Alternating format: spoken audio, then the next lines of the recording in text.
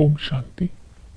17 जून 2026 की साकार मुरली से होमवर्क। आज की मुरली से फ्लो चार्ट को सामने देखते किसी एक पॉइंट का भी मनन चिंतन करेंगे और उसको अपनी धारणा में लाएंगे। जितना जितना रोज का एक पॉइंट धारणा में आता जाएगा, उतना ही संगम पर जो बाबा हमें धारणा की पढ़ाई की बातें बता रहे हैं, वो जीवन में आने से हम भविष्य ऊंच पद के अधिकारी बन जाएंगे। और बाबा जो हमसे चाहता है, वो बाबा की आश को हम पूरा कर सकेंगे। इसलिए साफ दिल से आज हम बाबा की एक एक पॉइंट को धारणा में लाएंगे। तो आज हम लक्ष्य लेते हैं, विश्व में सूर्यवंशी में राज्य पद प्राप्त करने के लिए पावन बनने का पुरुषार्थ करना है। आज हम स्वमान लेते हैं, मैं अव्यक्त फरिश्ता हूँ, अंतर्मुखी बन। एक बाप की याद से पुराने स्वभाव, पुराने संस्कार, पुरानी बातों से अपने आप को मुक्त करके अपनी स्व स्थिति में स्थित होकर परिस्थितियों पर व नेचुरल क्लैमिटीज को सामना करते, परिस्थितियों पर विजय प्राप्त करते। इसे अपनी अव्यक्त स्थिति में रहकर हर बात को पार करने वाले बाबा से अव्यक्त फरिश्ता भव के वरदानी बन जाते हैं। अव्यक्त का मतलब होता है व्यक्त में होने वाली हलचल के प्रभाव से मुक्त रहना, वही अव्यक्त फरिश्ता कहलाता है। प्रैक्टिकल में होमवर्क करते हैं, साफ दिल वाली आत्मा की विशेषता क्या होती है। साफ दिल वाली आत्मा के बोल, कर्म और उसका सोचना वो सेम होता है। बुद्धि की लाइन क्लियर होती है, निस्वार्थ भाव होता है, सबके प्रति समभावना होती है और कोई बुरी कर्म भी करे उसके प्रति भी अपने भाव को नहीं बदलते हैं। सहनशील होते हैं, सदा ही खुश रहते हैं, सरल नेचर होती है और इस तरह दृष्टि वृत्ति में सरलता और मधुरता रहती है, उसको बोलते हैं साफ दिल। तो आज हम पुरुषार्थ करते हैं कि हमें पावन बनना है, निर्विकारी बनना है।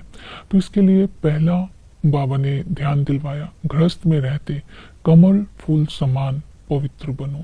तो आज कमल की विशेषताओं को बुद्धि में रखते हैं। कमल अपने रिलेशन को निभाते हुए, जो कीचड़ में रहते हैं उसकी फैमिली संबंध निभाते हुए न्यारा रहता है, उपराम रहता है, प्रभाव मुक्त रहता है, हल्का रहता है। हमें भी ये विशेषता धारण करनी है। दूसरा है कि हमें निर्विकारी बनना है, तो अपने इस स्वमान को इमर्स रूप में रखना है। मैं विष्णु चतुर्भुज हूँ। हम ब्राह्मण ही इन अलंकारों को धारण करते हैं, जो 4 अलंकार है, शंख, गदा, चक्र, पद्म। शंख का मतलब है कि हमने तन से, मन से, धन से सेवा करनी है। गदा का मतलब है ज्ञान को यूज करके परिस्थितियों पर विजय प्राप्त करनी है। कमल का मतलब है कि हमें संसार रूपी कीचड़ में रहते न्यारे रहना है। और चक्र जो हो, स्व का दर्शन करने से माया का चक्र कट जाएगा, अर्थात वो एक ही उंगली पर फिरता है, एक बल एक भरोसा रहना है।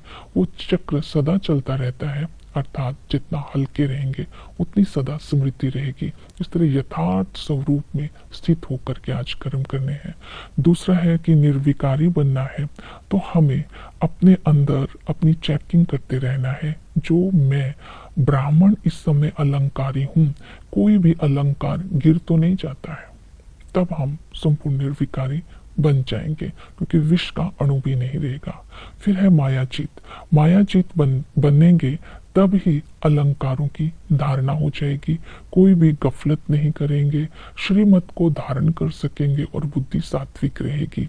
अगर हम सावधानी दी, अगर माया से हार खा ली तो बुद्धि खराब हो जाएगी। सेकंड में जीवन मुक्ति का वर्षा खत्म हो जाएगा। इसलिए माया से कभी हार नहीं खानी, माया से थप्पड़ नहीं खाना है।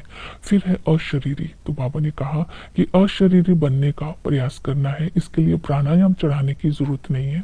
शरीर से डिटैच होकर बाबा के साथ संबंधों का रस लेते रहना है, उतना ही आत्मा माया के प्रभाव से मुक्त रहेगी। फिर है श्रीमत।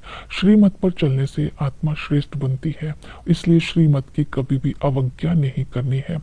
स्वयं को निमित्त समझना है, करण हार समझना है। करावन हार की स्मृति से हर कार्य करते रहना है। तो इसको बोलते हैं कि हम करावन हार की श्रीमत पर हर कर्म करते हैं तो सदा ही हर कर्म में विजय होगी। पुराने स्वभाव, पुराने संस्कार, पुरानी बातों को अपनी अव्यक्त स्थिति के द्वारा विजय प्राप्त करनी है। फिर बाबा ने बोला है कि माया जो अपनी तरफ मुंह ना फेर ले, इसके लिए पुरानी दुनिया से अपना मुंह फेर लेना है। कहने का भाव, इस पुरानी दुनिया में रहते हुए डिटैच न्यारे रहना है। जैसे बोट पानी में चलती है लेकिन पानी उस नैया के अंदर नहीं आता है, तो ये पुरानी दुनिया की कोई भी बात मेरे अंदर ना आए। फिर कर्मों की कुया गति को बाबा ने आज बहुत अच्छी तरह से अटेंशन दिलवाई कि अच्छे और शुद्ध और अशुद्ध कर्मों के आधार पर हमें हमारी गति होती है। जब हम शरीर छोड़ते हैं तो पूरे जीवन के किए हुए कर्मों का साक्षात्कार होता है। कर्मों के अनुसार ही हम माता पिता के पास जन्म लेते हैं और जैसा ही हमारा कर्म होता है उसी अनुसार माता पिता मिलते हैं। उसके बाद हमारे दुख और सुख के कर्म फिर स्टार्ट हो जाते हैं। इसलिए कर्मों की गुह्य गति को बुद्धि में रखकर अपने कर्मों को श्रेष्ठ बनाना है। इसके साथ है समर्पणता। तो बाबा ने कहा अपना सब कुछ स्वाहा कर पक्का वारिस बनना है। इसके लिए बाबा ने कहा सतयुग की एयर कंडीशन की टिकट लेनी है, अर्थात सूर्यवंशी का राज्य पद लेना है। तो इसके लिए पुरानी बातों से अपनी बुद्धि को हटा लेना है और हमें बाप समान बन करके तैयार होकर बाप का वर्ष का अधिकारी बनना है। याद के लिए बाबा ने बोला एक बाप को याद करो। याद के लिए पहचान चाहिए, मैं आत्मा हूँ। आत्मा अविनाशी है लेकिन वो एक शरीर छोड़ दूसरा लेती है, पाठ बजाती है। जब वो पाठ बजाती है, जब पावन बनती है, तब अपने घर जा सकती है, नहीं तो यहाँ ही उसको जन्म लेना पड़ता है। आत्मा के अंदर 84 जन्मों का पाठ भरा हुआ है। आत्मा छोटा सा स्टार है। तो बाबा ने आत्मा का परिचय देते हुए कहा आत्मा ही कहती है मैं प्रेसिडेंट हूँ, मैं फलाना हूँ। आत्मा इस समय ईश्वरीय संतान बनी है और हम आत्मा को हमारा परिचय और बाप का परिचय मिला है। इस खुशी में रहना है कि परमात्मा कौन है ये बाबा ने परिचय दिया, अपना परिचय दिया। मैं निराकार हूँ, मैं शिव हूँ, सौदागर हूँ, रत्नाकर हूँ, जादूगर हूँ, पतित पावन हूँ। इस समय हम बाप की यथार्थ पहचान से बाप को याद करके पावन बनते जा रहे हैं। उनके साथ संबंधों का रस लेते रहना है। हमें निश्चय है कि हम बाप के बने हैं। जब आत्मा समझ हम बाप को याद करते हैं तो वर्षे का अधिकार मिल जाता है। इन आंखों द्वारा बाबा इस समय हमें देखते हैं तो हम कितने भाग्यशाली हैं कि हम सतयुग के बेहद के वर्षे का अधिकारी बनते हैं, क्योंकि हमने बाप को जाना है। तो बाबा हमें कहते हैं तुम मेरे लाडले बच्चे हो, तुम मेरे सकीलदे बच्चे हो। इन आंखों द्वारा बाबा हमें अपना बनाकर हमारा श्रृंगार करते हैं, हमें वर्षा देते हैं। वही टीचर बन करके हमें ज्ञान देता है। संगम युग पर हम ज्ञान रत्नों से अपनी झोली भरते हैं। कल्प कल्प हम ब्राह्मण ही पढ़ते हैं। सूर्यवंशी लक्ष्मी नारायण लक्ष्मी को वरने के लायक बनते हैं। एम ऑब्जेक्ट हमारा सदा बुद्धि में रहता है, तब ही हम इस पढ़ाई को अच्छी रीति से पढ़ सकते हैं और सतगुरु आकर के हमें मुक्ति जीवन मुक्ति का वर्षा देता है और शरीरी भव का वरदान देते हैं। चक्कर से ही हमें पता चलता है हम ही सतो प्रधान थे, अभी हमें फिर से बनना है। स्टार्टिंग में लक्ष्मी नारायण का राज्य था। सतयुग में लक्ष्मी नारायण प्रारब्ध भोगते हैं, वो दैवी संप्रदाय है। वहां पर जीवन मुक्ति होती है, सुखी सुख होता है, वहां सोजरा होता है। जैसे मध्य में आते तो घोर अंधेरे में आ जाते हैं, क्योंकि स्वयं को और बाप को भूल जाते हैं, तमो प्रधान हो जाते हैं। इसलिए आसुरी संप्रदाय कहा जाता है। अंत में आकर के बाप हमें हमारी स्मृति दिलाते हैं, तुम ब्राह्मण ही सूर्यवंशी बनते हो, तुम ब्राह्मण ही दैवी संप्रदाय बनते हो।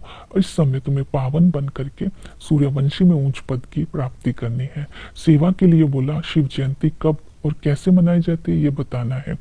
जो श्री कृष्ण है वो तो राज्य पाते हैं, वो गीता का ज्ञान सुन करके राज्य पाते हैं। गीता ज्ञानदाता शिव बाबा है, ये ज्ञान देना है और कल्प की आयु कितनी है ये बताना है। भारत की महिमा करनी है कि भारत सबसे बड़ा तीर्थ स्थान है। ओम शांति।